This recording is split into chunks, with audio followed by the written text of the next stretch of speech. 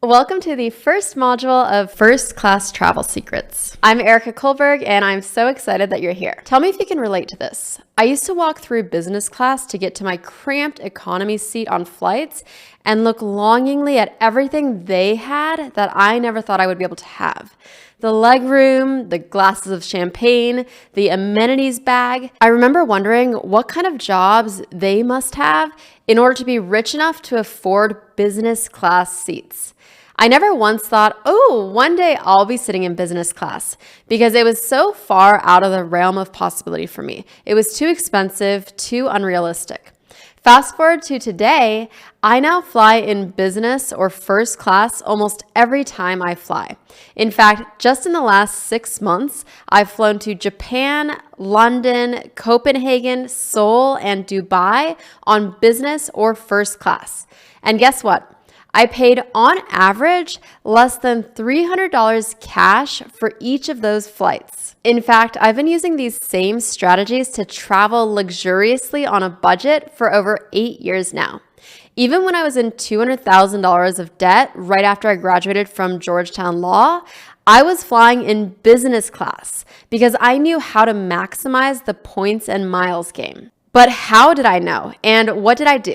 So for the very first time, I'll reveal all of my secrets to you in First Class Travel Secrets. We're going to cover step by step how you can become a savvy traveler and get business or first class flight tickets without having to break the bank. It's all through something I refer to as points travel. In this program, we'll dive into the world of points travel, and I'll show you how to maximize travel rewards and benefits to unlock incredible travel experiences at a fraction of the usual cost. Points travel involves strategic use of credit card points, airline miles, hotel loyalty programs, and other travel-related benefits to optimize your travel plans and make your travel dreams a reality.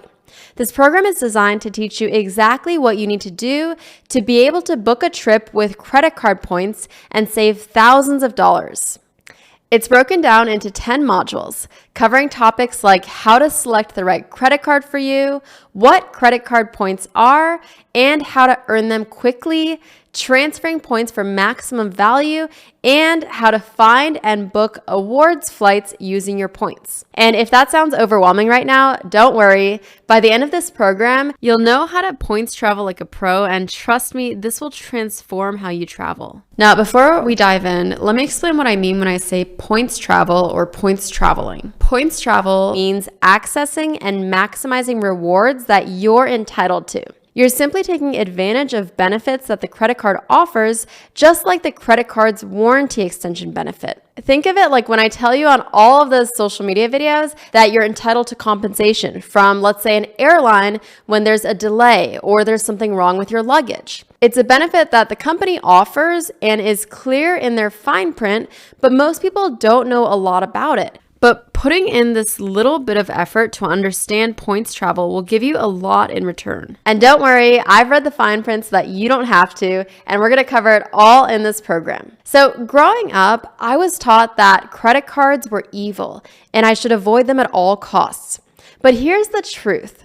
If you use credit cards responsibly, meaning paying them off in full every month, then credit cards can be your tool to travel luxuriously without spending tons of money. These travel benefits are the rewards of responsible credit card use. In points travel, people rack up points through sign-up bonuses and everyday spending, and then redeem the points for flights, hotel stays, upgrades, and other travel perks. You've probably seen a lot of commercials with famous people talking about earning points when you go to restaurants or for buying groceries, but never really paid attention to what they were saying. Or maybe you've gotten mail congratulating you for being pre-approved for a credit card, and you'd get not 60,000 points, but actually 100,000 points. If you grew up like me, you ignored these letters because points didn't seem to matter, especially if you've redeemed points before. Rewards cards aren't a new thing. You might even have one already from a bank or a store, and you've used them to offset costs of purchases through a statement credit or a direct deposit. Typically, it's 100 points for $1. Basically, drop the 2 zeros to get the cash equivalent. So 100,000 points would give you $1,000 back. You might be wondering, how are people flying in business class with that kind of redemption? Here's the secret and what most people get wrong. Most people think that using your credit card points effectively means converting the points to cash. So if you have 100,000 points, converting that to a $1,000 gift card or a statement credit. But the secret isn't to convert points to cash, but to transfer those points to partners who value the points differently. And let me tell you what I mean. On the right airline, those 100,000 points could get you a round trip flight from the US to Europe in business class. And all you'd have to do is pay out of pocket the taxes and fees. Suddenly, those 100,000 points aren't worth up to $1,000, but potentially well over $2,500 or more. The key part here is transferring points, and only a select few credit cards do that. Again, your rewards cards from a bank or a store is most likely a cashback card, which is when those 100,000 points equals $1,000. But if you get cards with transferable points, which we'll cover in detail later, then you can transfer those 100,000 points to get more than $1,000 in value. If you still don't believe me, then here are some real life stories about redeeming awards. I've been using points travel to fly in business class all around the world, and sometimes even first class. One of my favorite ever uses of points was for my honeymoon. I was still in debt when I started planning out the honeymoon, but I was determined to make it a luxurious trip for us without breaking the bank. Sure enough, I was able to use points to fly us to the Maldives in business class for our dream honeymoon. But it's not just for the fancy seats. Points travel can also be used to make family trips more affordable.